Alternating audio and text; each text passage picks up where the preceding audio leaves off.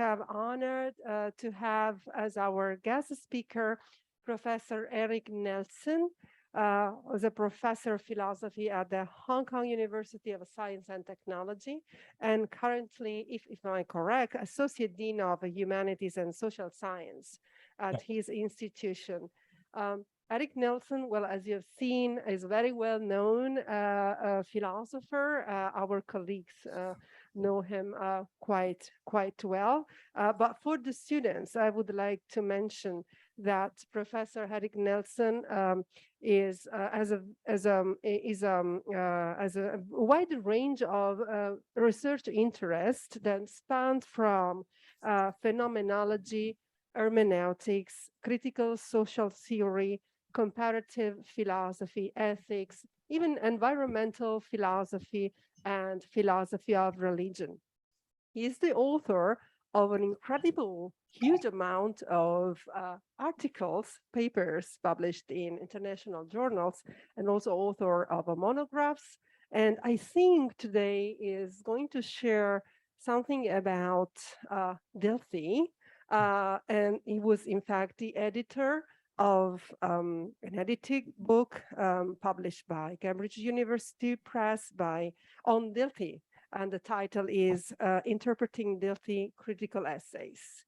So today, the topic will be related, I suppose, to this, yes, to There it this is. edited work, yes. Eric, the floor is yours. Thank you, Navia, for the invitation to speak here today. And it's too bad we cannot talk in person, but I'm happy to have this occasion to talk to you all on Zoom. And as she mentioned, I'll be talking about a German 19th century philosopher named Wilhelm Dilthey. And there's an anthology of Cambridge called Interpreting Dilthey if you're interested. And I'm continuing to do other work on him as well. And I find him a very intriguing and important philosopher, although he's somewhat neglected in a variety of ways. So he's very important for social critical theory, for example. He was very influential on German Western Marxist theory, like Lukács and Adorno and Benjamin, but also even more so in hermeneutics with Heidegger and Gadamer. And so I think it's always good for people to become familiar with this important philosopher and social theorist and historian, because he raises a lot of really crucial philosophical questions about our capacity to understand and know the world, to understand and interact with others, and also what it means to be human in a situation that is informed by conflict and diversity and plurality, where we always don't have a harmonious point of view that we can rely upon. So I do have a PPT, and I think that will be helpful, especially for a Zoom talk, for you to read along as I talk about some of the points I'm going to go over today. So let me share the screen.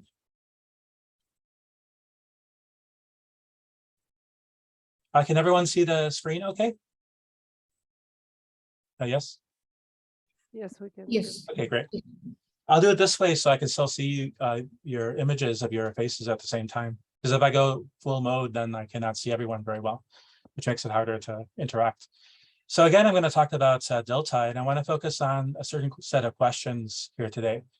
So don't worry, I'm going to be a little bit introductory at points, but I also want to raise a philosophical thesis and a point about the role of the individual in relationship to the human sciences and the historical world. And in fact, this is what Dilthey is primarily known for. He's known for a certain kind of liberalism and a certain kind of individualism.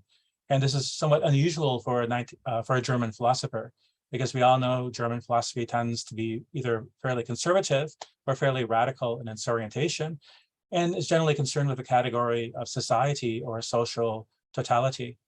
But we often forget that there's an important liberal individualistic tradition in the 19th century, in particular, coming out of figures like Humboldt and Herder, and that includes Dilthey as well. So what is the context then of Dilthey and his contemporary appropriation, or the contemporary understanding of his thought? Well, basically, it's what we call the historical school, which was the breakthroughs of a variety of historians. Some are very familiar, others less so, like Ranke and Grimm. And they really pioneered the idea that history was a study not of a universal, a static universal that can be manifested through each and every particular event, but rather each historical situation each historical epoch, each individual has to be understood in his or her own terms. And this is why Ranke famously said that every epoch is approximate to God.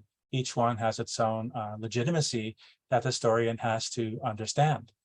Likewise, if we look at 19th century hermeneutics and thinkers such as Schleiermacher and Dilthey, there is a focus on individual activities and acts of understanding, of how do we relate to the other individual, how do we interpret the other individual and their expressions.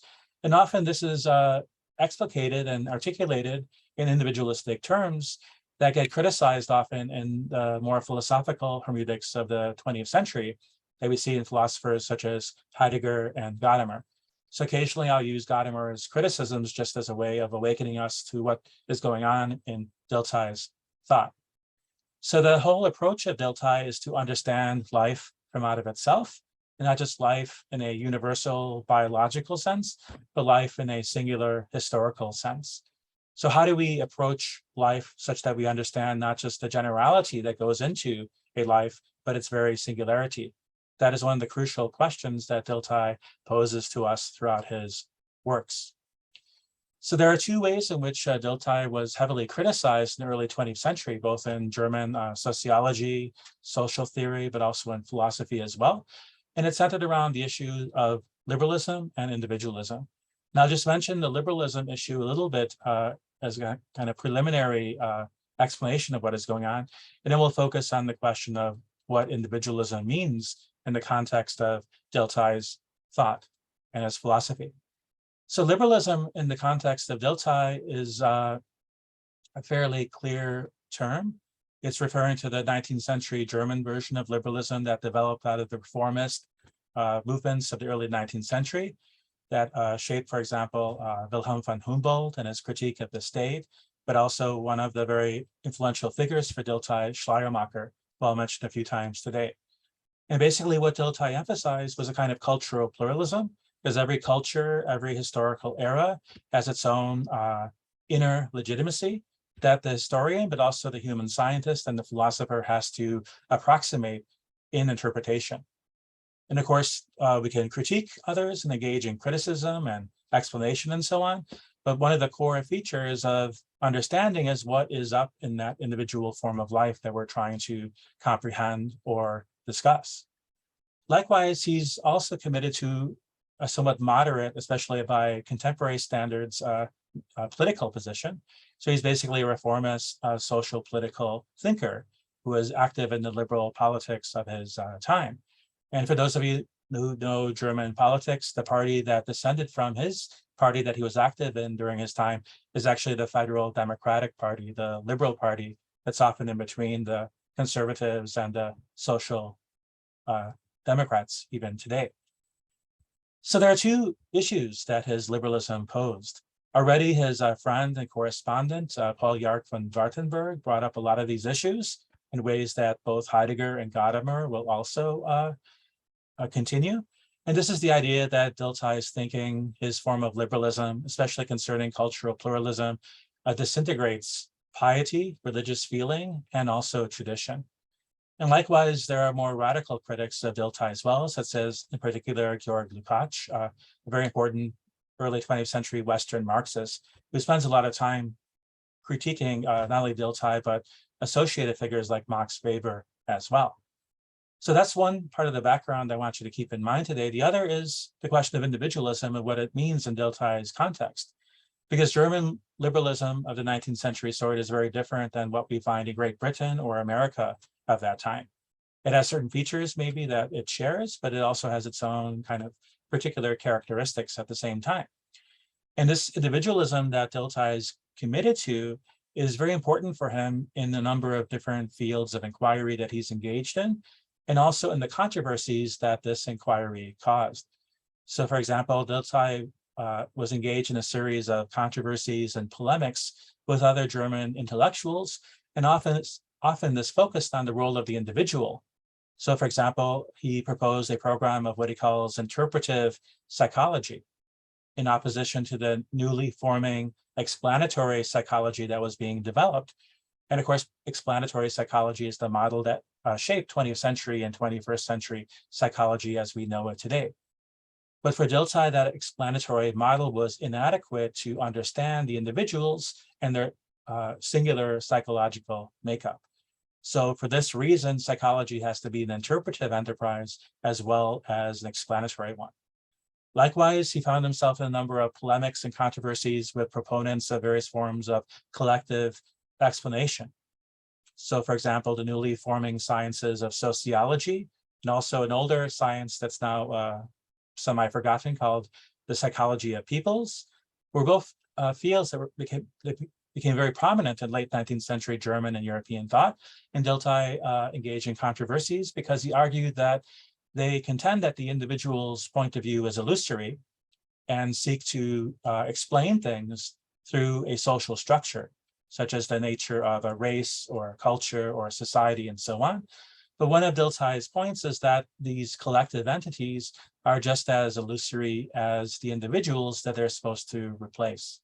Because the individual is just a configuration of various forces, but then so is society, so is historical life, so is the notion of race or culture that we want to use, some people want to use to replace the notion of individuality.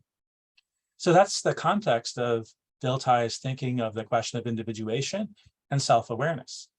And I think there are two philosophical questions we can pose right now. One is, what is the individual that is at stake here? What kind of individuality is he referring to? Does it refer back to a substance or soul? Or rather, is it something that emerges, that is individuated in the course of social historical life? And secondly, obviously I prefer the latter interpretation. Secondly, how is the structural relational individual linked with the awareness that we experience from the first person perspective? And of course, the second question is what links Dilthey very strongly to the phenomenological tradition, which is one of the places where he's still widely read and discussed.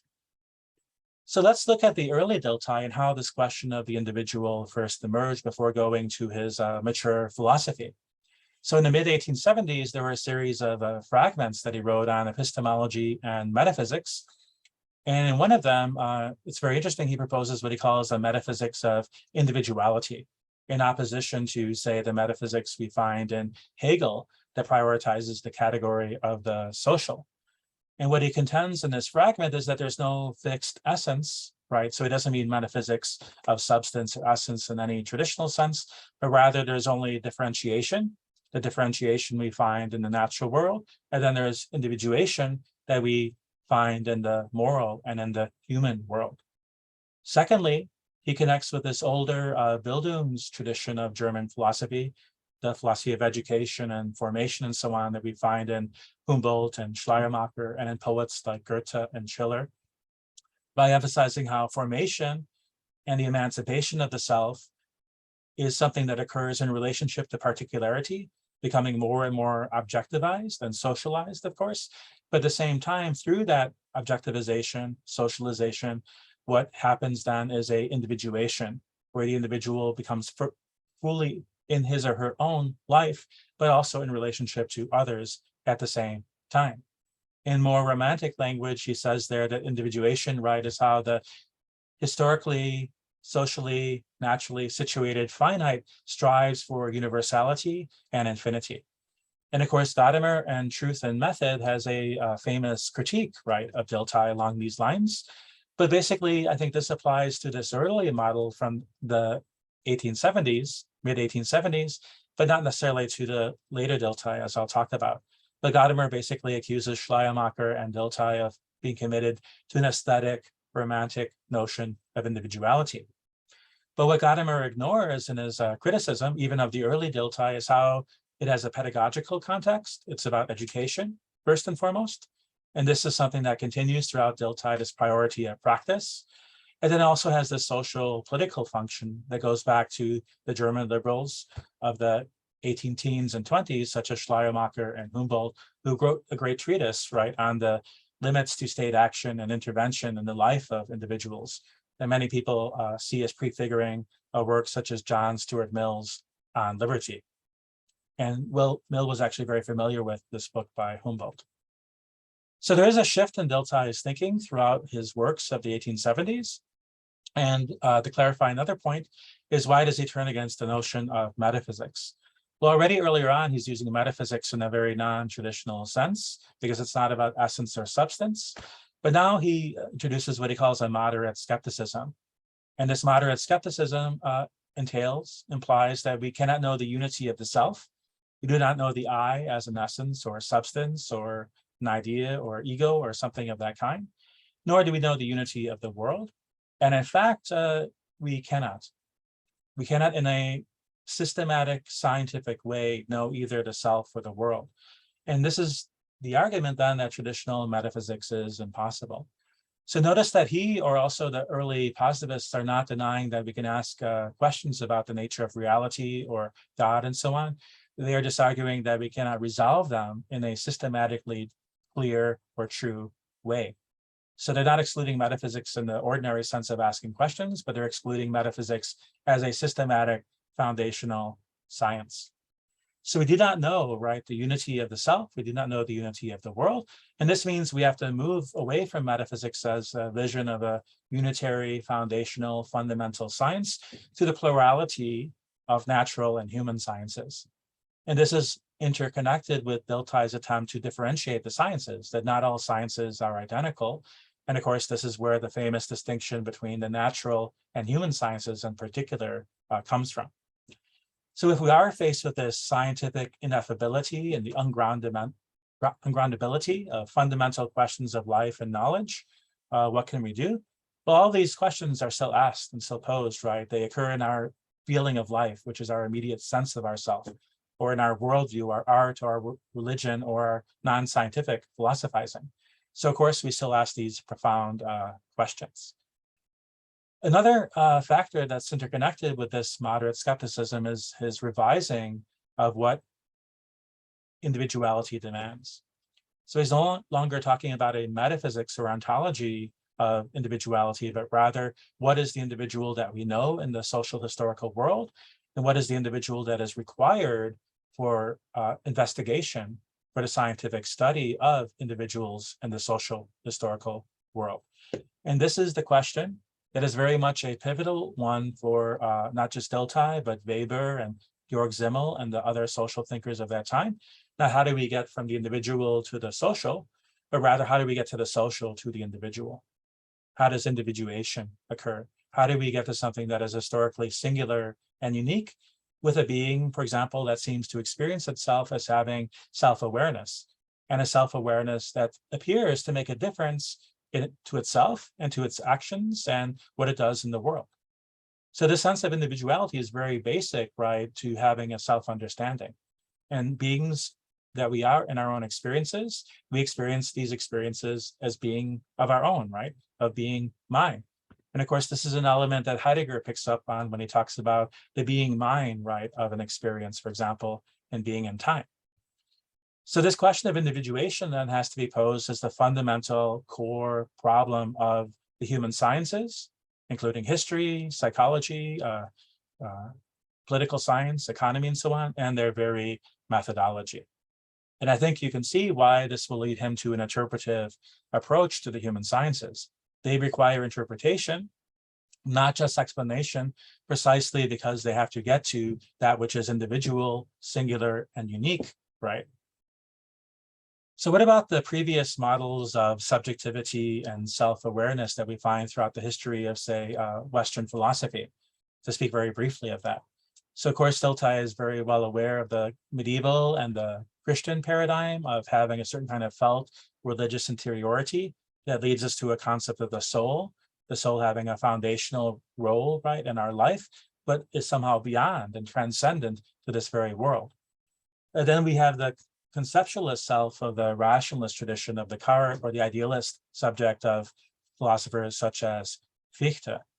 And basically his argument, after the death of metaphysics, we can no longer ground knowledge in either one or two.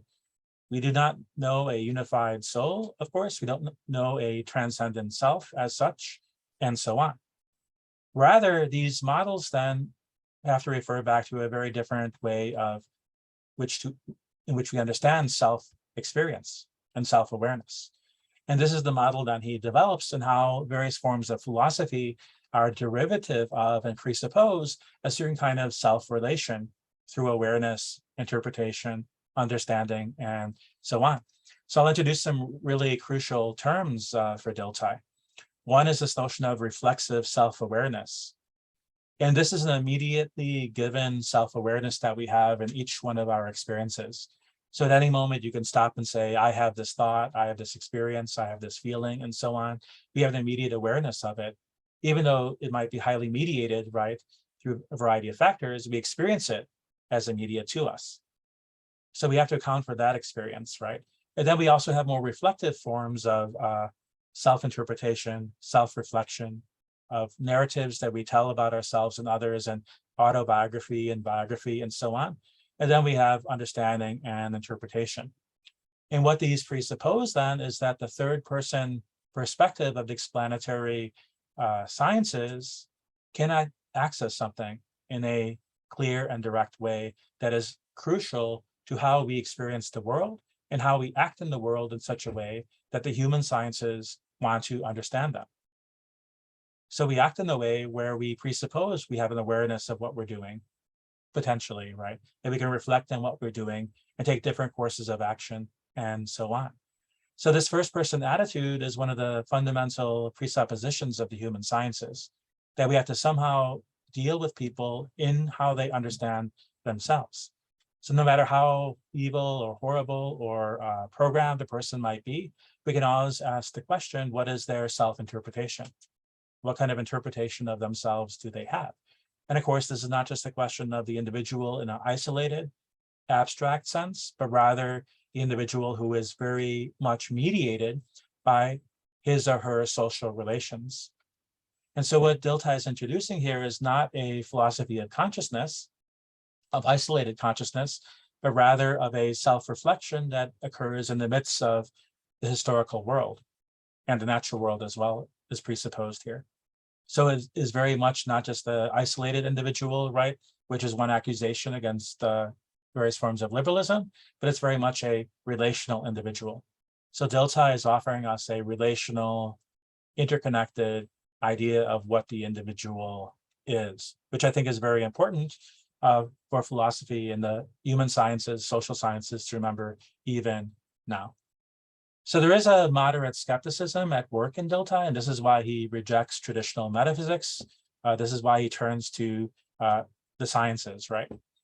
And I can say more about these things, but I don't want to go into too much detail. But basically, we no longer have an essential notion of mind, ego, self. So rather, we have to look at the self through its manifestations, through its expressions. And of course, these occur in the social world, in the monuments and traces and the effects of the works that we do, and so on and so forth. But even though the individual, right, from a social point of view, might be exhausted through just their expressions of bodily life and their spoken words and their writings and so on and so forth, at the same time, we know through our own experience that these individuals are self-aware.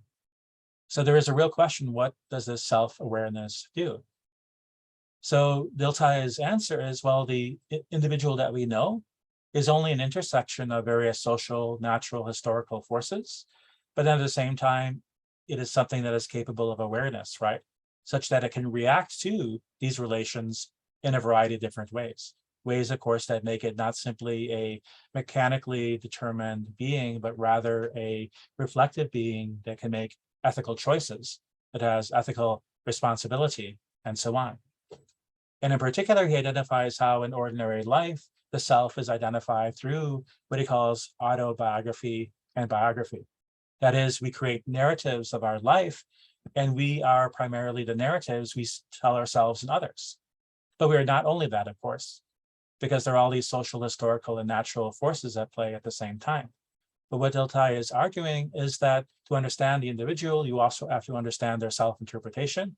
You simply cannot reduce it to society or nature, right, without taking account of what the individual is aware of in relationship to her or his own life.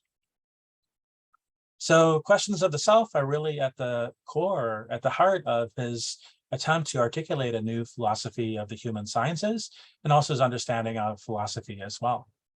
So I think we can gather from these statements that Dilthey is not simply an abstract individualist, that is an individual who is separated from everything else or separable, but rather this individual is a structurally produced one through the forces of nature and the structures of society and so on. But at the same time, these are individuated in ways that make a difference for those individuals themselves. And so I think we need to go a little bit more deeper into this question, right? Because there's a famous criticism of Gadamer from Truth and Method. So at his end of his critique of Dilthey's individualism, Gadamer states this really famous statement, right?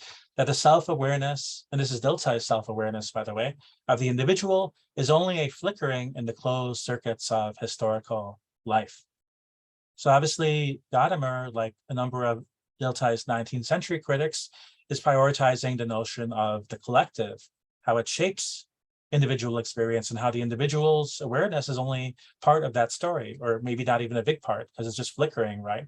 Which is just something very minimal. And of course, this is one of the concerns Dilthey faced when he debated with a variety of philosophers and social scientists in the 19th century context. So for example, he was a famous or well-known critic of the psychology of peoples that reduce individual thought to the collective mentality of a race or nation. So there's a German mind, a Chinese mind, and so on. And Dilthey would argue, well, yes and no, right? Because there is no just one mind in that sense. That's a metaphor. There are actually individuals who make up what we call a German or Chinese mind.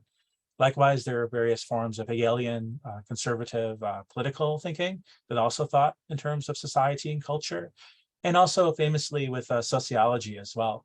And this is why a figure like Georg Simmel is very critical of Dilthey, because even though Simmel is very much concerned with this problem of individuation as well, he thinks Dilthey is erred too much on the side of individualism. So what then is Dilthey doing when he says the individual self is a formation of forces and structures, but at the same time has a priority in the human sciences?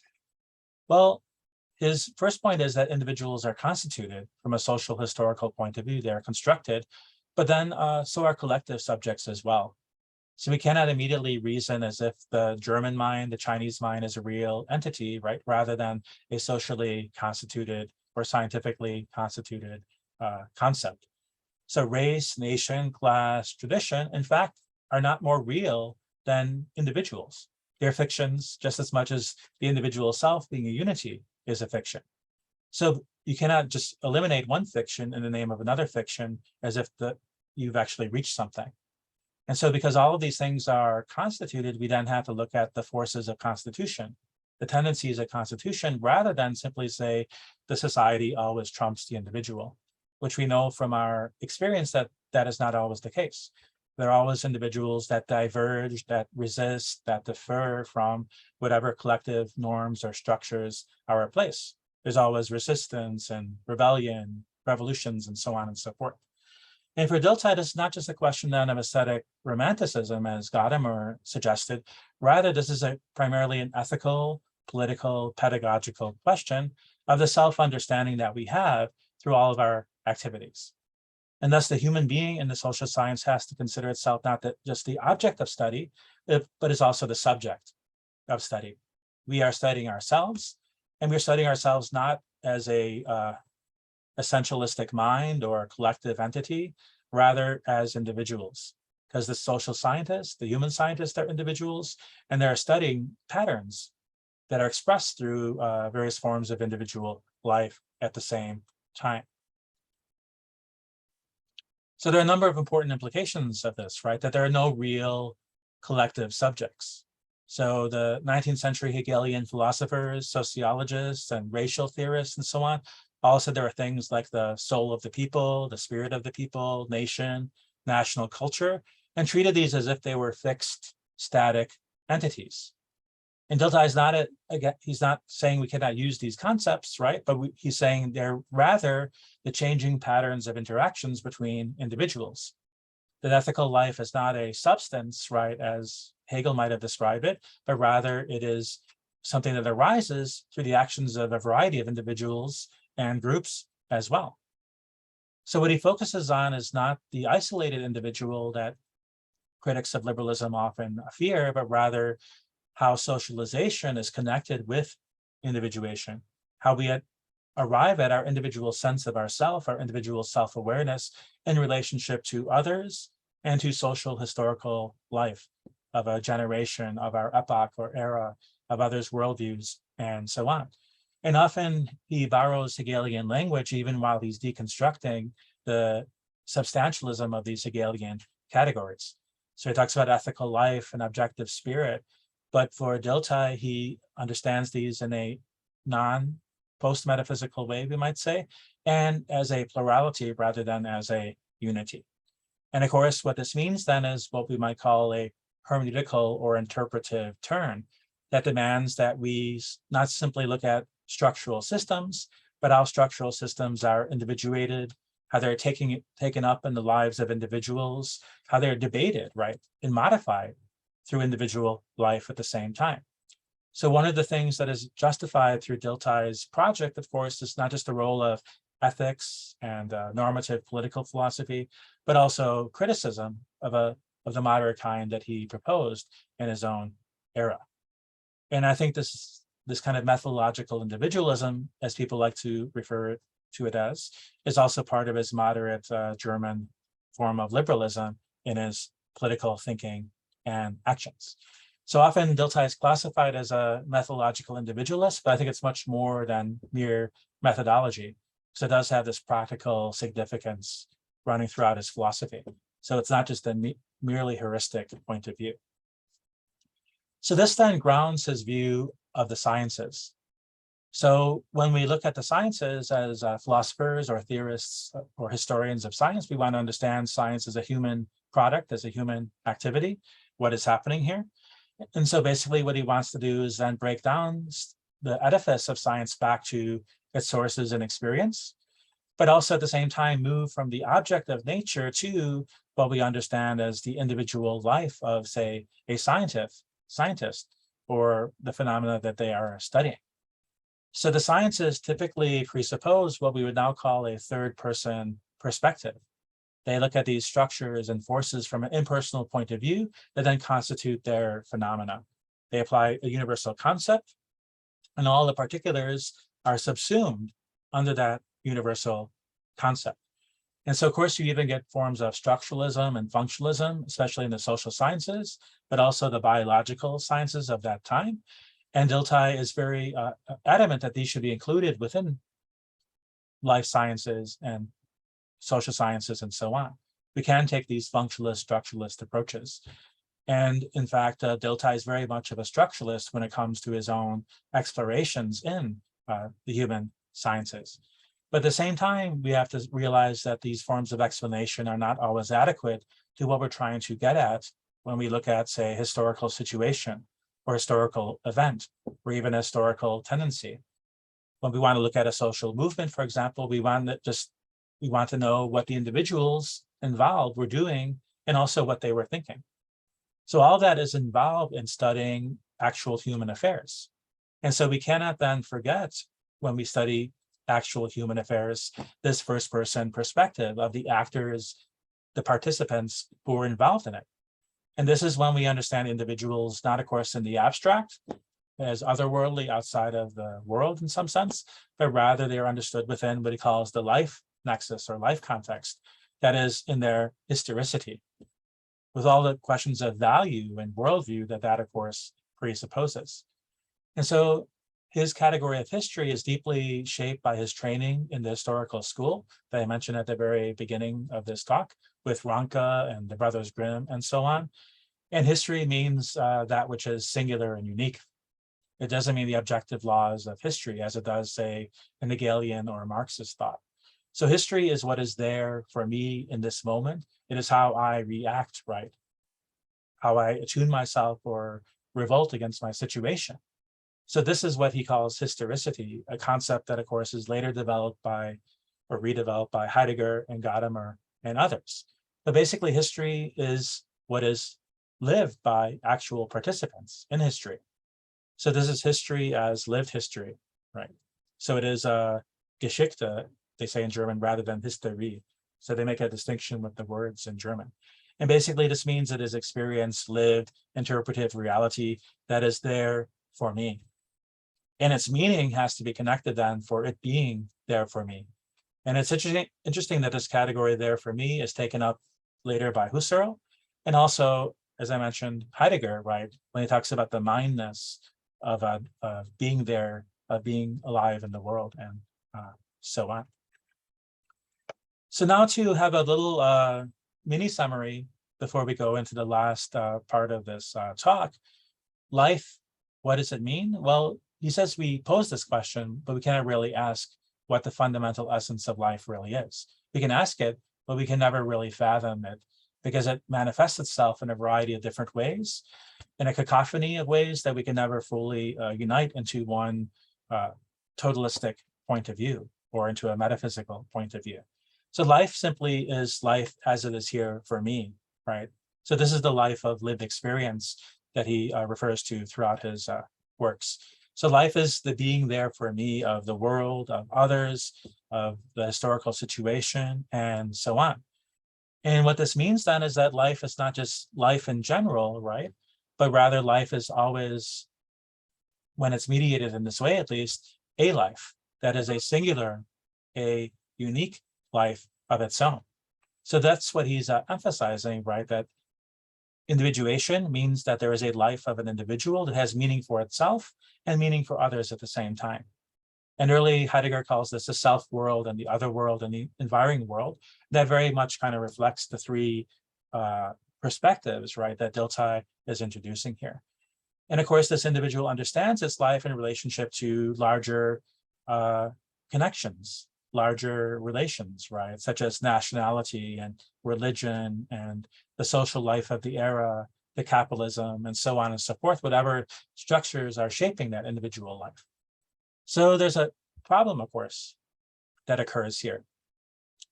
A life does not perceive itself as a mere flickering, right, or a mere product of natural social forces, systems, and traditions. When I look at my life, I can say, I'm just a flickering of historical circuitry, right? And of course, you can take that view of yourself. But isn't that view of yourself as simply a circuit of social historical life or of nature? Isn't that a rather alienated view, given all that you experience throughout the course of your day, all that you feel and think and will, right? And everything that goes into it. Don't you have a certain kind of awareness of yourself as being some kind of self, of being some kind of individual, even if you don't believe that this individual is some kind of timeless, essenceless entity of some kind or another?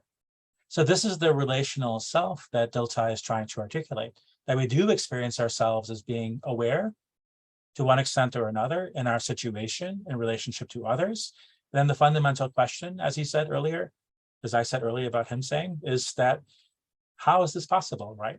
How do we have this individuation and then the self-awareness that is linked with it? So this will bring us then to the closing section of my talk here today. So we have this kind of structural formation, right, of our affective life, of our voluntary life, of our cognitive life, and so on. And yet at the same time, there's a certain kind of autonomy that potentially develops. So again, this is not the abstract freedom or autonomy that we simply have by nature, because for Dilthey, we do not have it by nature, rather it is formed. So through our education, right, through our interaction with others, we gain a sense of our independence. So the baby, right, simply has to accept all the forces that are being pushed upon it, but then it learns to manipulate things, right? The hand reaches out and realizes the mother reacts, right? The hand reaches out and grabs food. So babies learn to develop a certain sense of relative independence, the ability to move about in the world. Likewise, we begin to develop that sense of independence in thought, in our feeling as well. So that is the kind of autonomy that Dilthey is discussing. He's trying to thematize how this is not an absolutely set autonomy, but rather one that is formed through the physiological process of becoming a biological organism, but also becoming an individual in the midst of society with all the social relations that the individual might have. But at the same time, there is a center, right, to that experience that is first reflexively aware, right? So when the baby reaches out, it is not reflecting, but it has a reflexivity that it can reach out and arrive at something. So that basic reflexivity of the body and the mind, right, that constitute a unity for Dilthey, is where our sense of independence comes from. And of course, this independence then is realized through various forms of education and self-reflection. So self-reflection is rooted in this self-reflexivity that is kind of proto-conscious of itself. But it is already the roots, right, or the source of this first-person perspective. So as soon as you begin to interact in the world in a way that you refer to yourself or are being referred to as a center of attention, right, like you're grabbing something that you can move it, you are already, right, acting from this first-person perspective, even if only in a very implicit way, as in the case of the baby, for example. So of course, what this means then is I do not posit, choose, or construct myself. He doesn't think there's a kind of radical freedom, as in some forms of existentialism. Rather, I'm given all these factors, right? But then I begin to move in relationship to these factors, the physical factors of my life, and then the social factors of my life as well. And this is how I develop a sense of me, mindness, and then I as well. So there's a pre-reflective condition of the co-givenness there. He says of there, right, and me, and he hyphenates it as there for me, right? And you can see how this is an influence on the early Heidegger. So the feeling and sense of a distinct subject and object, right, are not givens. They're not given in nature. Rather, they are the self-organization of our bodily and mental life over time. As we grow, as we are educated and so on, we gradually distinguish subject and object more and more, but subject and object are part of the first person perspective, but of course they have no validity from a third person impersonal point of view. So this means I have a sense of freedom, and this freedom is always conditional to one degree or another, and yet I can strive to realize that freedom to one degree or another. I can always try to be more free than what I had previously. And of course, that might connect with his reformist liberal politics. So another issue then we're confronted with here is the relation of holism and individuation. So many forms of structuralism, of Hegelian philosophy, of Marxist philosophy, of course, of sociology and so on, are committed to what we might call a strong form of holism, where the structure determines the individual and what they're doing. And Dilthey does not think the individual is not determined by structures, right? Obviously, they are to some extent or another. And at the same time, they have a capacity for individuation and self-action and self-reflection and writing poetry or whatever else they want to do. And so this might be called a weak holism. So there's always a relational context, right? That we can describe in terms of ethical life, objective spirit, in those Hegelian terms. But at the same time, that context can never be turned into a systematic totality. And this is connected with his skepticism about metaphysics. We cannot arrive at a conceptual or systematic totality that comprehends every single element of life. So this is part of his skepticism, that there is no one theory of science, but one grand unified idea of spirit or of matter that could explain everything else that is going on. So he rejects the possibility of totality of that kind. Rather, we have partial systems that we are aware of and that we interact with. So this sets up a holistic relational context, right, for the self that we know, the objects we deal with, the environment, and so on. And Dilthey, in a variety of works, develops structural interpretations of, say, the structure of volition, feeling, and knowledge of past, present, and future, and so on. So this is a very rich research project, but we don't have time to go into all of those individual studies. But if you're interested, you can definitely pursue it further in Dilthey's works. So we have this there for me, right? And this there for me is immediate, reflexively given in self-awareness, right? And he says, actually, it's better described as in a sein of, as a being there of aware, because it really is not temporally differentiated, right? We are simply reflexively aware of ourselves without being explicitly aware of the temporality of it. So this is not so much a Cartesian, I think, therefore I am approach, or not even a ficting ego, but rather this is the being that is there as felt by me. So the most immediate way in which the world is there for me is not through cognition, right, as it is for rationalism and idealism, but rather through feeling. The baby feels in relationship to the world, right? It wants something. It doesn't think about it, of course. And even most adults, as you are familiar, probably most adults, they act through feeling and will, and not always through reason or concepts as well. So Dilthey's point is that we have the structure of affection, volition, of willing and thought, right? But feeling is the basic modality, the basic mood that shapes the rest of who we are as selves. But of course, we're capable of conceptualization, but that is the exception rather than the rule. So awareness then is pre-reflectively, implicitly aware of myself as being some kind of self, right? That can interact with the world, that I can reach out towards something and grab it and pull it towards me, for example. So this is the basis then of there becoming an idea that there is a self. And of course, this idea of the self then gets reified in the notion of a constant, unchanging self that philosophers such as Hume deconstructed. So there are various questions we can ask about it. Is there a kind of transcendental character here? Dilthey very much wants to avoid the language of transcendental philosophy, but there might be certain a priori elements here. But the a priori is only realized for Dilthey in the a posteriori, in the real empirical world. And also, this is not just about the mind or consciousness, but rather this is actually the body and feeling as well. So it is very much opposed to the rationalism of the transcendental tradition that we find, say, in philosophers such as Kant or, to a certain degree, Husserl as well.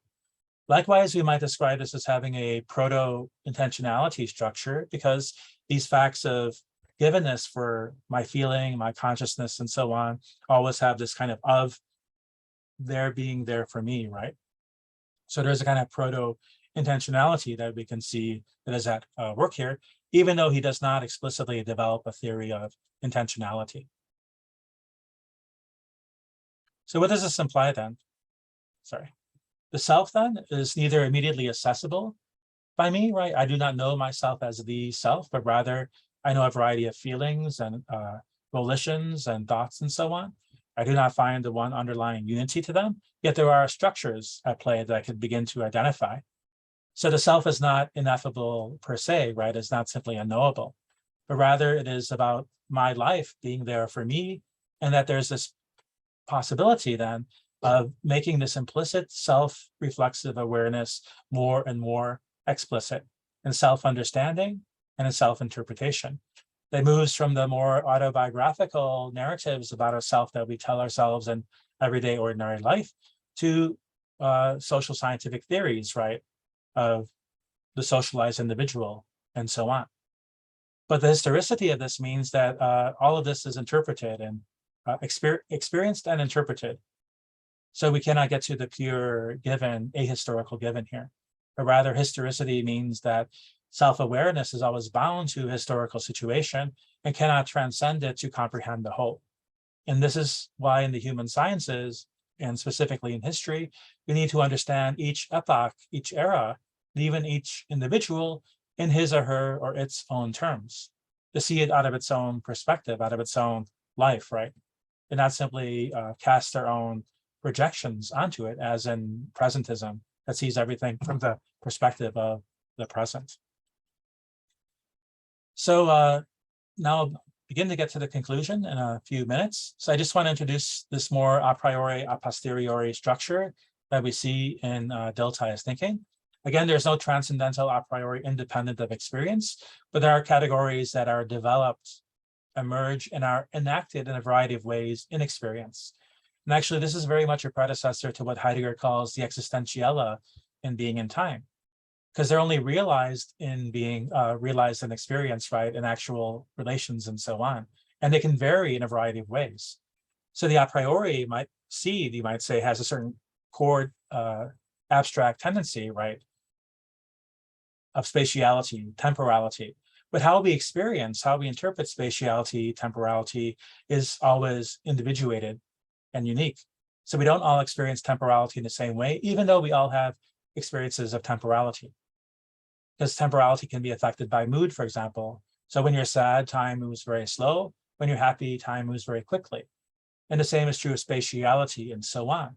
So these basic categories of life, right, have a certain transcendental abstract character in our definitions. But then when we get to the real lived experience, then they have a lot of variety and multiplicity, given the other structures that they're relating to. So this is very much a priori that's been placed within the a posteriori itself, of the transcendental that has been placed within the empirical. That is very much Dilthey's project, because he also belongs to a movement we now call as 19th century German empiricism, which is also a neglected area of study and history of philosophy. So the transcendental then becomes not simply a fixed a priori concept of some kind, but rather is more about the structures and how these structures are modified by interaction with other structures. So this is how we need to explain temporality, spatiality, and all the other categories, right, that shape our life. And through these categories of life, their interactions, so on, we do see certain phenomena develop that are crucial for our own sense of ourself, but they're also crucial for the human sciences. First, there's a body, right? We obviously experience ourselves as being embodied, but we experience ourselves as embodied in a variety of ways, depending on gender or class or labor conditions and so on. So the body is not just experienced as one and the same body in all places and all times. Rather, the body is differentiated in a myriad ways. Likewise, this experience of the self, right? We all experience a self of some kind, but the self is understood through social structures, through traditions, through conflicts, and so on. So our understanding of ourself is not always the same either, even though we all have some understanding of what it is to be a self. So again, we have to turn to the historical context to see how individuals look at their feelings, the course of their life, their intentions and purposes and values. And this is why a biography becomes this crucial category of philosophical investigation for Dilthey and some of his students, like his student Georg Misch wrote this very pioneering history of autobiography that included the biographical tradition in China, India, and Persia, as well as in the West. Because he reasoned very rightly, right, that these ways of looking at the self, right, will be very different depending on their social structures and conditions and so on. Finally, we can get at the very idea of a life course, right? And again, this life course is not simply mine. I experience it as my own, but in relationship to others that help shape it and constitute it, right? And so what we get at in Dilthey's social philosophy and his practice of the social sciences is a kind of pluralistic concept of ethical life, a structural notion of objective spirit, and one where we look not just as the unity of a worldview in a given age or epoch, but the plurality and even the conflict of worldviews that might constitute an era. So for Dilthey, an era is not made up of one worldview, but rather of competing worldviews, of competing ideas about what should be done. So now to reach some conclusions and bring this talk to an end, it's important to emphasize how in Dilthey there's this perspectival, interpretive character of the individual of lived experience, but also it takes on a methodological character in the human sciences. So we kind of have a hermeneutical model of life understanding itself from itself in Dilthey that goes from reflexive awareness to historically situated understanding and interpretation of oneself and others, to autobiography, biography, and various forms of self-reflection. And then the idea of the feeling of life, a life stance, worldview. And then we get to all the actual sciences that study these affairs, such as political science and economy and history and so on and so forth. So basically, his philosophy leads to a certain practice of the social sciences, of the human sciences, as he designated them.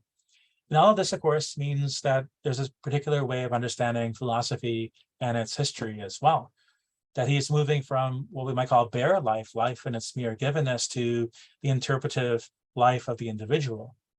And this is what characterizes his form of what is now called life philosophy. And life philosophy can either be very vitalistic, or it can be very interpretive and hermeneutical, as in the case of Dilthey. And of course, other so-called life philosophers are Bergson, Nietzsche, but Dilthey has a very much his own approach that diverges from Nietzsche or Bergson, because he takes on this importance of self-interpretation and a kind of reflective self-awareness at the same time. And this is the basis then, not just of his account of the social sciences, but also how we understand ourselves in our lived experience, in our lived world, in our life world. And then also how we should look at philosophy as well, because philosophy is also a way of expressing individuality, although it's an individuality that's trying to achieve and articulate that which is universal. But of course, it strives towards the universal, as we see in traditional metaphysics, but it doesn't necessarily reach that true universality, because metaphysics, philosophical systems, and Dilthey's moderate skepticism are always one-sided. They are true, but in a one-sided way. They reveal partial perspectives on reality and the self, but they never grasp fully the whole, because the whole can never be fully grasped in a static way. So of course, this kind of life philosophical moderate skepticism is very powerful in early 20th century philosophy. So logical positivism, German Marxism, various forms of social theory, hermeneutics and phenomenology are all reacting to the kinds of arguments that are found in Dilthey's works. And so of course, even Husserl, for example, suspected that there was some kind of historical relativism that was at work here, and is very polemical against it in this very famous Logos article on history and nature, and how we should not reduce anything history and nature.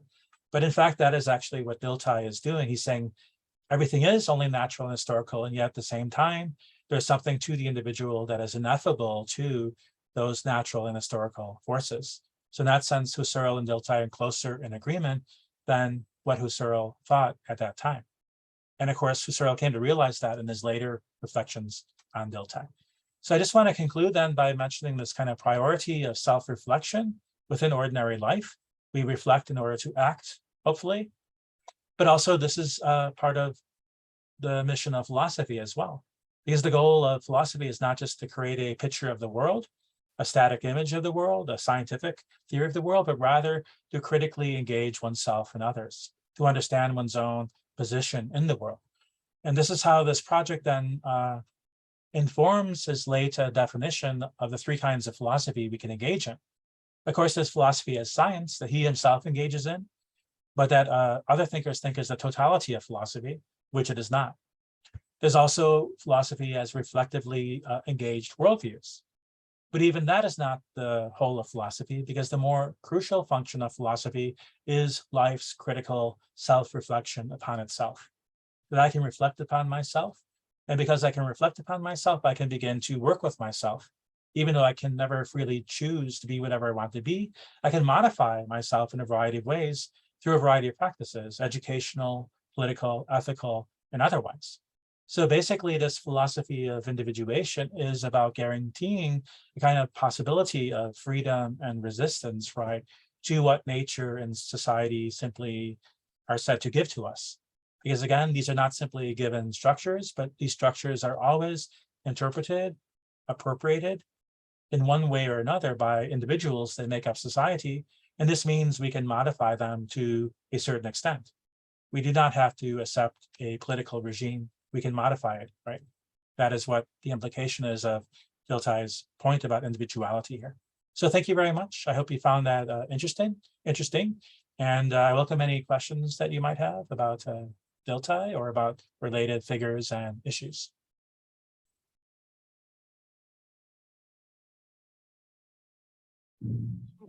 Thank you very much for this amazingly rich talk. And we have 30, more than 30, 35, 39 people on Zoom online. And I would like to ask those that are not here in the venue, that are on Zoom, to either write their names in the chat box to reserve for the question, or also to raise the virtual hand so that we can see you. So I would like to start by checking if there are questions among those that are joining the lecture online first.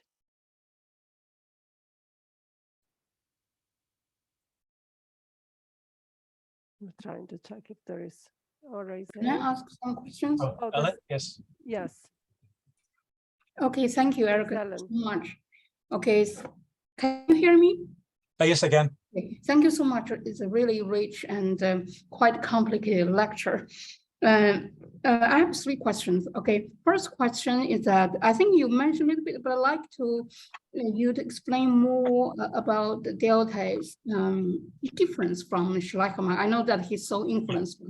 I remember when I postgraduate student, we always study, Schleichermacher, Dilthey, like a Schleichermacher, dash Dilthey, put them together as if they were belong to same camp, but Right. I think you mentioned earlier also some you other people talk about differences. Maybe here was in terms of individuation, how Dilthey different from Schleichermacher. That's my first question. And the second question actually dealing with you said two issues. You talk a lot about individual, but about Dilthey's liberalism, because some scholars like even I think Isaac Berlin considered him as his expression is expressive conservatists, and I put and associate him with people like like Vico, even and Edmund Burke, all those conservative.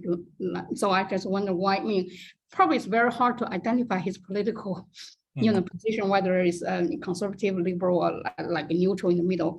So, right. But I like to, maybe you can say more about that. Sure. But my third question may be a little bit complicated, and it's related to the end of your lecture. You talk about philosophy. Somehow we still strive for something you called, universal, so-called universally.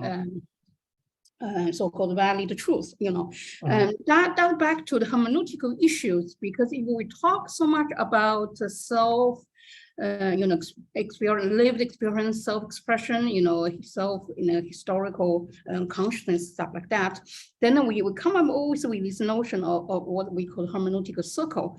So, but if we want to break the circle, and then we still like, I don't know if it's still possible to talk about so-called, something called explanatory rather than just interpretive. For example, you might be familiar with the name E.D. Hirsch. When he talked about his famous book, Validity in Interpretation, he wants to make a distinction between still explanation and the interpretation here, right? And that like linked to what Dilthey tried to say. So so my question is that, do you think maybe Dilthey a little bit exaggerate too much, or in a sense absolutize the two things, so-called explanatory psychology or explanatory history vis-a-vis interpretive one? Right.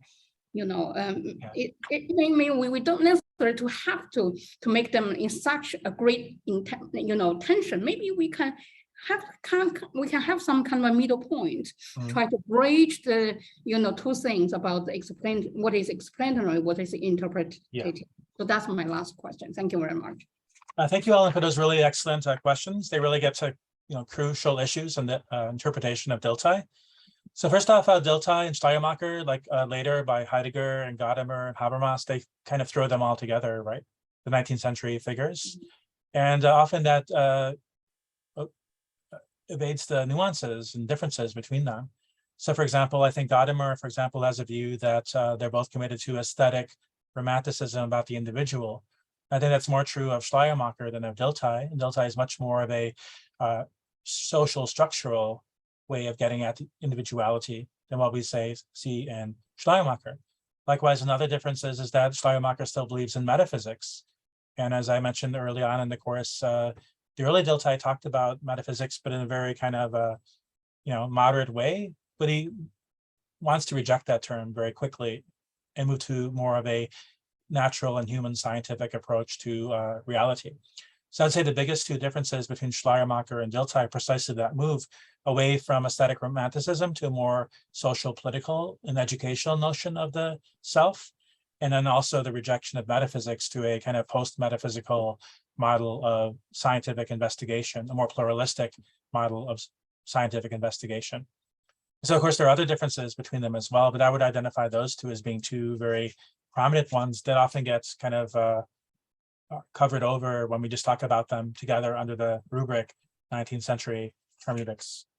Then the second question is really good, liberalism and expressive conservatism. But I think Isaiah Berlin uses this term expressive conservatism in a kind of overly generic and generalizing way. Because even Herder, he identifies Herder, for example, as a crucial conservative, but actually Herder is very much a cultural pluralist, right? And Herder was also someone who appreciated the Enlightenment and the kind of progressive political emancipation of like philosophers such as Kant were talking about at that time. So I think to simply call him a conservative is misses a lot of what is going on in Herder, and that's definitely the case in Dilthey as well.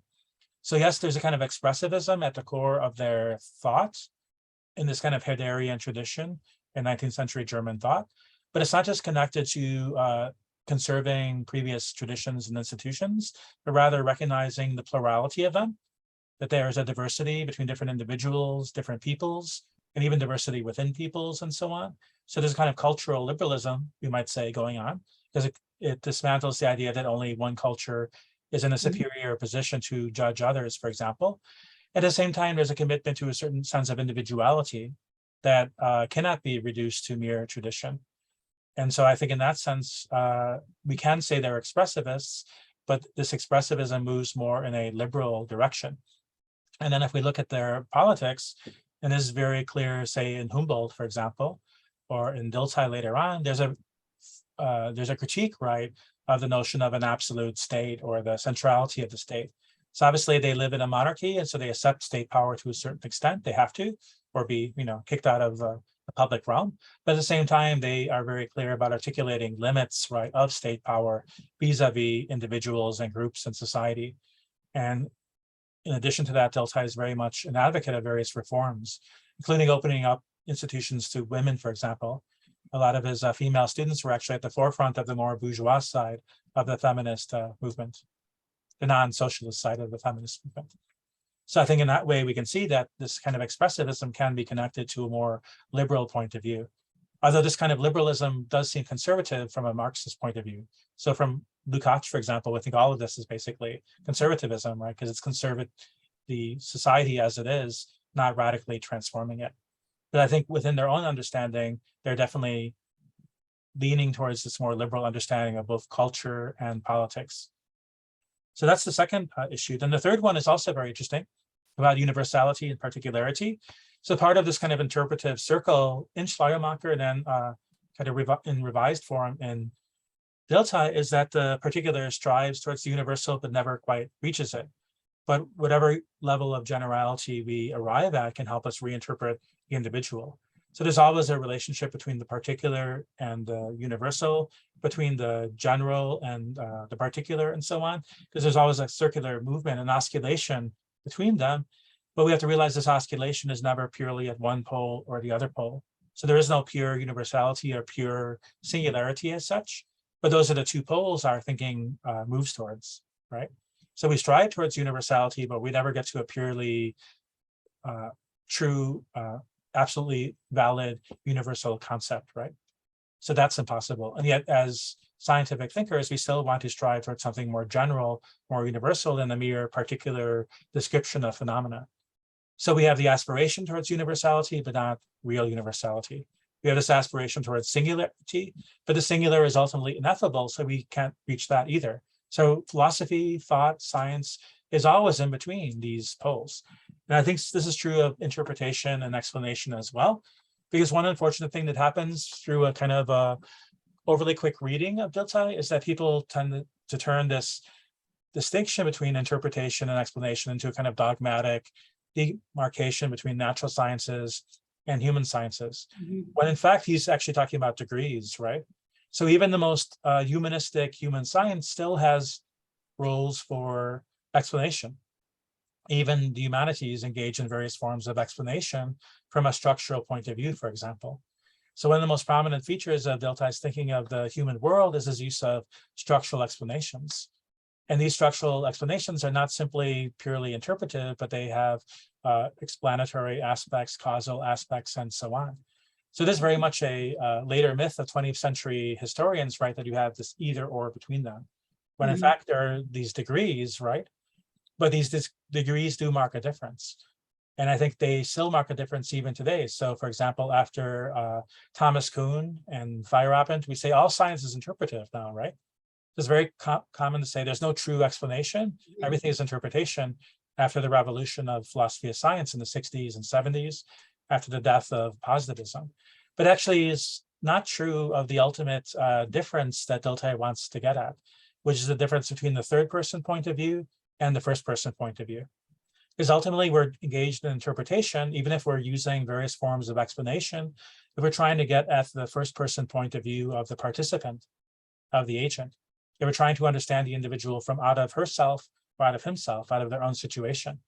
Whereas an explanation, we're still presupposing an impersonal third person kind of structure that explains what those individuals are doing. So even within, say, sociology, there's still this distinction then between saying a social structure like the organization of capitalism explains people's individual behavior, and looking at that individual and how that individual understands themselves, say when they're shopping, for example.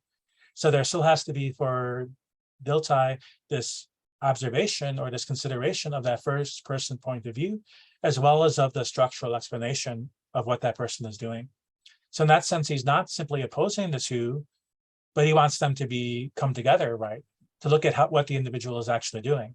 So of course you explain what the individual is doing from the perspective of society, but at the same time, you still want to get at what is the thinking, what is the feeling, what is the volition, the willing that is going on from that first person's own experience, right? And so that's what he means by interpretation, ultimately, that for certain forms of inquiry, we should not and cannot eliminate that first person perspective, but we have to have it in view as we proceed in our attempts to explain it. And of course, that is something we find in a parallel way in Max Weber and in Georg Simmel. It's just that Weber and Simmel rely more on the social side in justifying their kind of hermeneutics of interpretation, whereas Dilthey focuses more on the individual side.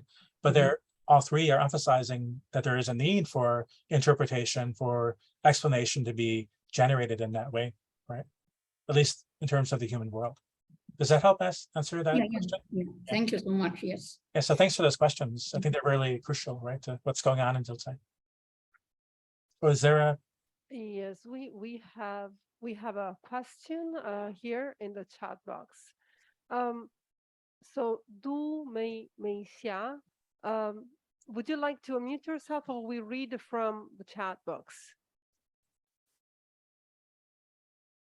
Well, we read from the chat box. So philosophy in the mind has the power to change people's actions and may impact the society and even the world indirectly. Marx proposed this philosophy to change the world, but some critics claim that philosophy is to perceive and explain the world, not to change it. Do you agree? Yeah. So there's a really crucial question about what Marx is doing in his philosophy and how it relates to hermeneutics. Because Marx does say we want to explain the world in order to act, right? So the philosophers have only interpreted the world. The point is to change it, he says in the theses on Feuerbach. But at the same time, the science that he develops, and he and Engels do think it's a science, right, is a science of political economy, of material relations, of economic structures, of capital and commodity fetishism, and so on, that determine ideology, right, which is our everyday self-consciousness of law, religion, and so on and so forth. So in the classical Marxist paradigm, the emphasis is on social structure. And then if you emphasize that, then the individual behavior, right, the ability to change that system becomes a real question. So of course, Marxism then appeals to the role of the proletariat that has a structural role in transforming society. So that too is kind of about this deterministic story that many people get from Marx's theory. But in the early 20th century, many thinkers were dissatisfied with that, including Lukács, for example. They wanted to include more of this interpretive self-understanding dimension incorporated into Marxism, right? The focus on the self-perception, self-interpretation of, say, the proletariat as a revolutionary agent. So there are ways of including this hermeneutical dimension into the Marxist paradigm. And so Lukács does it, and then Marcuse, in his early writings, he's trying to synthesize Marx, Dilthey, and Heidegger. But at the same time, there's always this tension, right, between structure and individual action in the Marxist tradition. And I think from Dilthey's point of view, he actually wrote about Marxism and social democracy in a few places, and he's very critical of precisely the undermining of the first-person perspective. So Dilthey thinks Marxism doesn't appreciate the first-person perspective of participants enough. And one of the failures then of Marxism is a kind of economic determinism that disallows, to a certain extent, human freedom, right? But there are ways of making them more compatible. So I think this question can be answered in either way. You can see Dilthey as a critic, liberal critic of Marxism and of social democracy more broadly. But you can also say he's one of the sources for revising the Marxist paradigm that we see, say, in the German Marxist tradition that goes into the Frankfurt School and Habermas and so on. So I think that's a very interesting question. There's a lot more that can be said, but I don't want to talk about it too long because I'll take up the another couple hours. Thank you. We also have a question from here, student in the venue. Hello. Hello. Okay, first I'm very sorry that I didn't quite catch up with your talk. Question have in mind that first I think Dilthey here wants to close. Okay. I think Dilthey here wants to prove that we human beings as individual has the maybe autonomy, such freedoms to not only by push forward by the so-called historical currents or the social structure as a whole.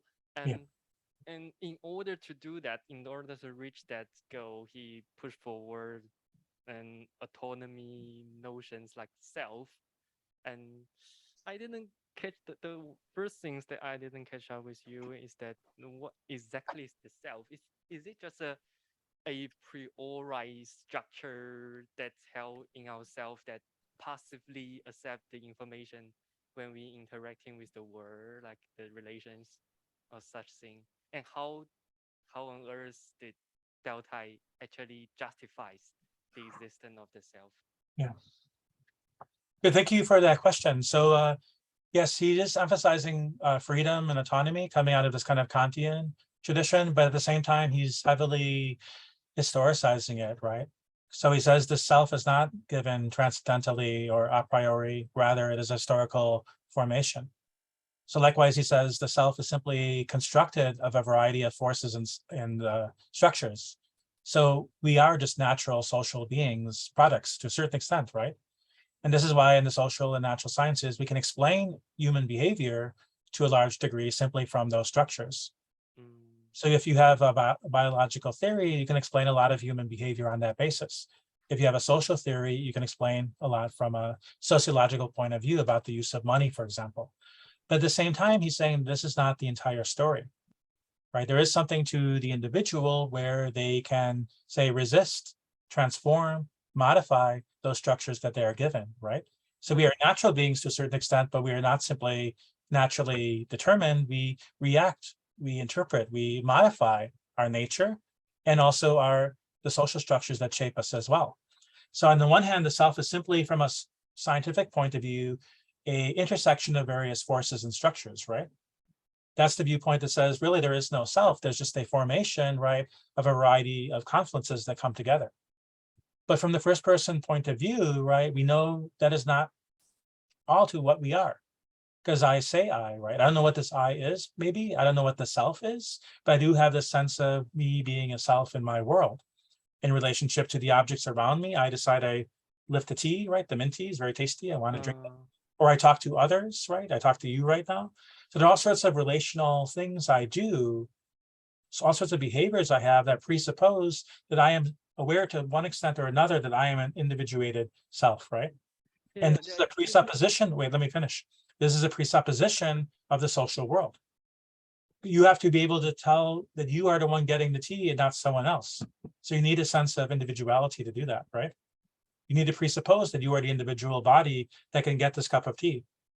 So no matter how socialized you are, even to believe you're not an individual, from Dilthey's point of view, you still have to refer to yourself in some sense as an individual to even act, right? Because I open the door, I get the tea, I am speaking, right? I still differentiate myself from others and from world to one extent or another, even though that sense of self is relational, right? Because the sense of self I have is formed through my relation with others, my relation to the environment, and my relation to myself.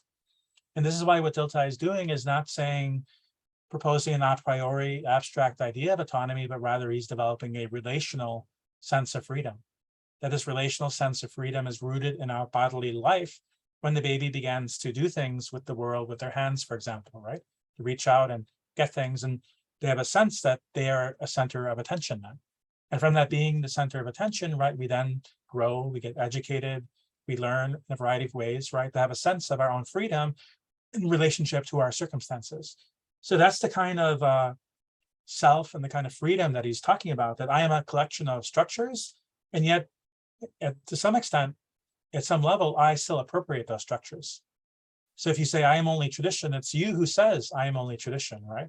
If you say I am only a social being, it's you who chooses to be only a social being in how you define yourself, and so on, right? So there is that certain way in which we construct the self in a variety of ways.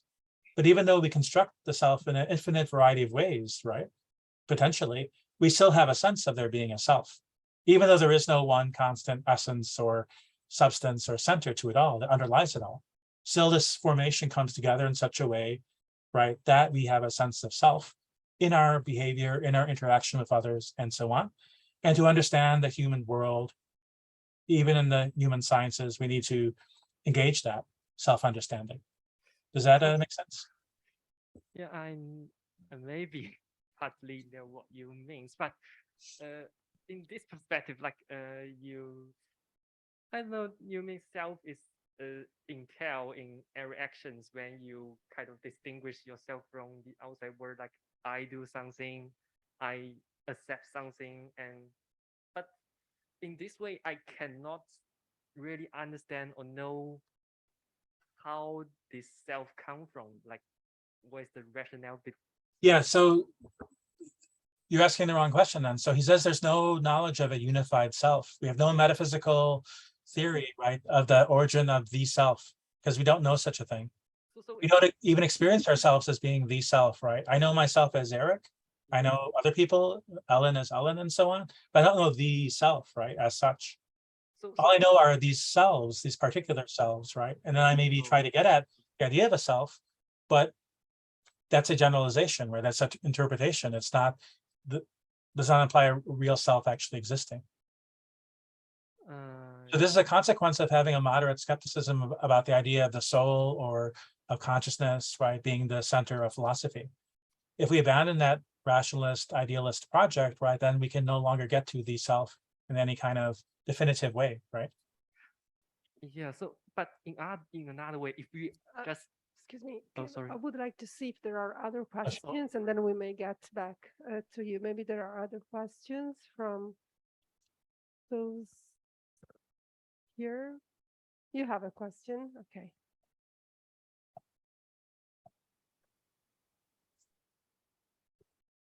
Hello, Professor. Thank you for your talk. And I have two questions, and both of them are related to the last part of your talk, talking about the individualisms and the self-reflections. And then because I understand that individualism is through self-reflections, and it encourages the distinction between me and you, and which it literally enhancing the thought of diversity and differentiation between people. And then how can self-reflections relate and become universal in this sense? Because, or like literally, in what sense does the idea of universality come in place? Because if we have individualism, then there should not be a pure universality. And my second question would be, if we interpret from a humanistic perspective, how could this individualism alter the historicity? And will it be a greater bias in interpretation, or it will be reducing the differences in interpretation? And that's my question. Thank you. Great. Thank you for those questions. I think maybe we can break it down into three questions. First, there's this distinction between the self-reflexive, right, which is immediately, without our even consciously being aware of it, happens. This happens, for example, in the baby, right? When the baby reaches out to grasp something, it doesn't understand itself as a self, right?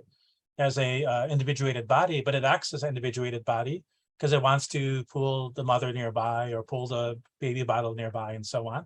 So it's acting as a certain self-reflexively aware being. So self-reflexivity is the basis, right? And it is pre-conscious, it is pre-cognitive, right? Pre-conceptual. And that is the basis of most of our activities in ordinary life. We don't explicitly conceptualize what we're doing.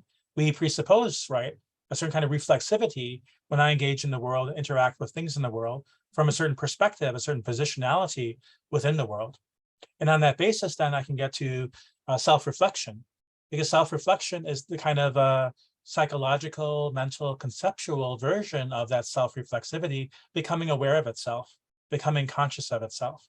And then from that self-reflection, then I can begin to distinguish, right, what is individual from what is not individual, from what is universal, and so on. And so for Dilthey, individuality and universality are not contradictory demands, because the individual, right, who wants to understand, say, philosophical ideas or mathematical truths, will still strive to universalize them, still aspire to reach a universal truth about the nature of mathematics or geometry, for example. But the problem for Dilthey is that we have no one foundational absolute answer that ends the process of knowledge, right? So we aspire to universality, but we never arrive at a final absolute universality that ends the story, that ends the discussion. And in this way, the universality that we strive for always goes back to the individual. And thus we can have different mathematicians who share, right, this universal aspiration of mathematics, and yet they can develop very different theorems, very different mathematical deductive systems, and so on. So the aspiration to universality doesn't exclude diversity, but it can actually produce it because of the incompleteness of the universality that we strive for. And then the last question about historicity actually is about getting rid of bias rather than promoting bias. Because the whole point of the historical school is not simply to see other cultures from the perspective of your own culture, to see other eras from the perspective of your own era, but to try to begin to understand a historical era or a culture in its own terms, from out of itself. So this means we have to engage the individuality of that culture or the people engaged in that culture to try to understand them and interpret them. So what is going on here is that the historical school and Dilthey are trying to overcome the viewpoint called presentism, where we simply reduce everything to the present moment and the present way of understanding it, because they want to see the legitimacy, right, of each era, of each culture in its own terms. So we don't just have this universal modern European culture saying everything else is bad, the medievals are bad, the Asians are bad, and so on, or something like that, right? You need to overcome that, because really you need to understand peoples and individuals in their own life, in their own life conditions, and how they understand their own life conditions. And that's why historicity then always demands interpretation, because interpretation is precisely how we access that which is different and individual, that is not simply reducible to whatever paradigm we have in place in our culture or in the present moment. Thank you. I think we're almost finished, but we still have 1 or 2 minutes. Perhaps I see James would like to ask a question. I thought Jingwen have some question or some other question. Maybe we ask let the student ask questions first. I may ask. Where is The yes, Jingwen. Yeah. Sorry, Jingwen. I was so there was the saliency of the pointing gesture that I saw. Yeah. But yeah, Jingwen, please ask your question. I think we can still take one question. Please, Jingwen, you can unmute yourself. Yes.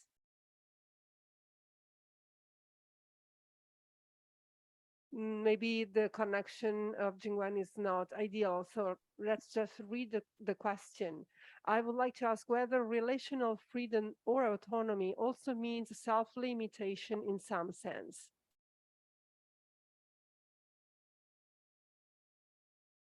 Yeah, well, you have to limit yourself to become yourself, right? So there's this idea that freedom means you can do anything whatsoever, but it's very opposed to this kind of educational idea of freedom that we see in 19th century German thought, because you want to become a particular self. To become a free self means to become not just anyone, but to become a determinate self of who you are.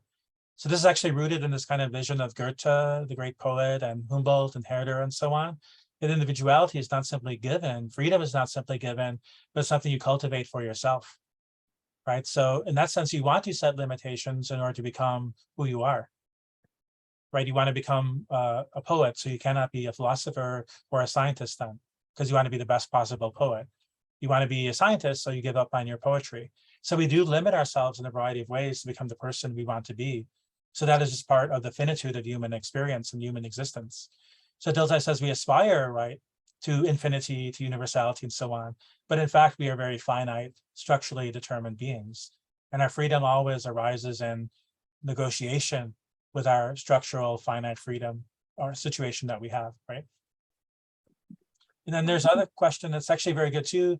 Is Yeah. Dilthey a pioneer of philosophical anthropology? And in fact, he is, because he was influenced by David Hume and Kant and their anthropologies, but he also criticized them at the same time because of their 18th century ideas of what anthropology was about. And he wanted to understand anthropology and psychology in an interpretive way, in a historical way. And this helped set the agenda in the early 20th century for the revival of philosophical anthropology that we see in Max Scheler, in Helmut Plessner, and in his student Georg Misch. All of them had projects of philosophical anthropology that referred back to Dilthey, but also they tried to go beyond Dilthey in a variety of ways at the same time. And it's also interesting that Heidegger debated Dilthey and philosophical anthropology, contested both together. So there's a lecture course that's only available in German. I don't know about, maybe there's a Chinese translation, but there's no English one. Gesamtausgabe, volume number 27, Introduction to Philosophy. And there he argues against both Dilthey and philosophical anthropology through his student Georg Misch and also Max Scheler. And he has a more existentialist account of individuality against the more anthropological, historical approach that we see in these interpreters of Dilthey. So I think that's a very interesting question to pursue further. Thank you very much. I regret to say that now time's up. We need to end this meeting now, but not before thanking you once again for having accepted our invitation. We really, had an interesting discussion this afternoon, and thank you very much for having been with us. Thank you, and thank you to all the participants. I thank you, Navia, for the invitation, and thank you all for attending the talk. I hope I found it of interest, and I hope to see you all again sometime. Yes, Hopefully hope at to the house see you sometime. again sometime soon in person. Yes, exactly. Yeah, Good that'd be night. nice. Have a nice evening. Yeah, Bye-bye. thank you. Have a nice evening, everyone. Bye. Thank you, Eric. Yeah, thank Hope you. to Thank see you, you Ellen. soon in Hong Hope to see Kong. you too. Okay. Also, Okay, James. bye-bye. Bye-bye. Bye-bye, everyone.